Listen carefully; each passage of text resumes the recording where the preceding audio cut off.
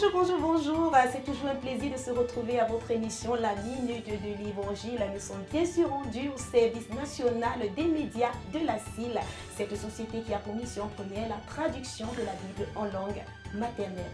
Aujourd'hui encore, et comme à l'accoutumée, nous avons le pasteur Faraday qui viendra bien sûr nous édifier sur une thématique encore importante, demeurer en Dieu, inspiré du passage de Psaume 91, verset 1. Alors on va dire bonjour pasteur. Bonjour Amandine, shalom à tous ceux qui nous regardent. Vous allez super bien, j'espère. Bien par la grâce de Dieu. Alors quelle est la pertinence de cette thématique du jour?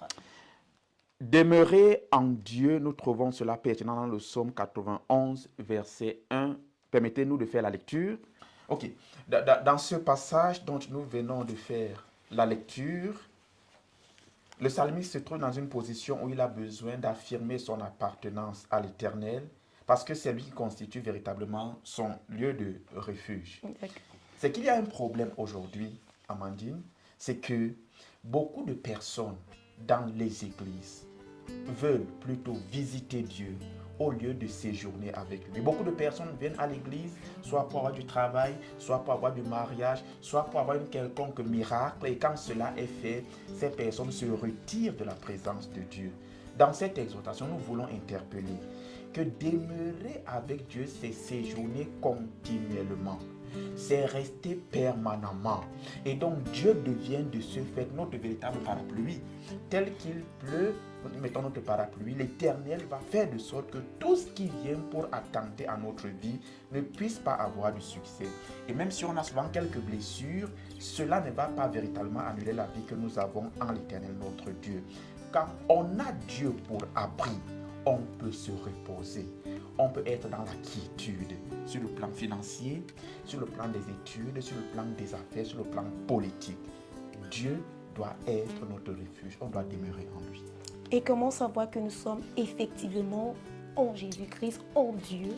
Savoir que nous sommes en Jésus-Christ ou en Dieu revient d'abord même à confesser Christ dans notre vie comme Seigneur et Sauveur. Il nous donne le quitus, l'accès au lieu saint qu'est le lieu de l'Éternel, tel qu'on a dans le livre de Hébreux chapitre 10. Voyez-vous, si véritablement on est dans cette relation, on va jouir de la présence de Dieu, on va y rester tout le temps. On ne va pas entrer et sortir comme beaucoup de personnes veulent le faire ou le font dans les églises, telles que nous l'avons aujourd'hui, non. Il faut, toi, disciple de Christ, demeurer en Dieu. Tu verras tout le confort qui y réside. D'accord. Alors, un mot de fin, pasteur Faraday. Pour tous ceux qui nous regardent, nous avons voulu dire ce jour qu'il y a de la joie à rester dans l'intimité avec l'Éternel, de faire de Dieu sa maison. Il y a un jeu. Dieu est ma maison et je suis aussi étonnamment la maison de Dieu. Parce que la Bible nous dit que notre corps est le temple du Saint-Esprit. C'est un jeu vraiment très très intéressant qui donne une beauté de la présence de Dieu. Un mot, restons avec lui, restons en lui de manière permanente jusqu'à ce que Christ vienne nous prendre. Restons en Jésus-Christ de manière permanente jusqu'à l'avènement de Jésus. Alors j'espère que vous avez été richement bénis par cette thématique. Alors je vous prie sur ce fait de vous abonner sur nos différentes plateformes, notamment Prototokos Média, Mission TV et également toutes les pages de la CIL. Sur ce, je vous demande de vous porter très bien par la grâce de Dieu. D'ici là, shalom. Shalom.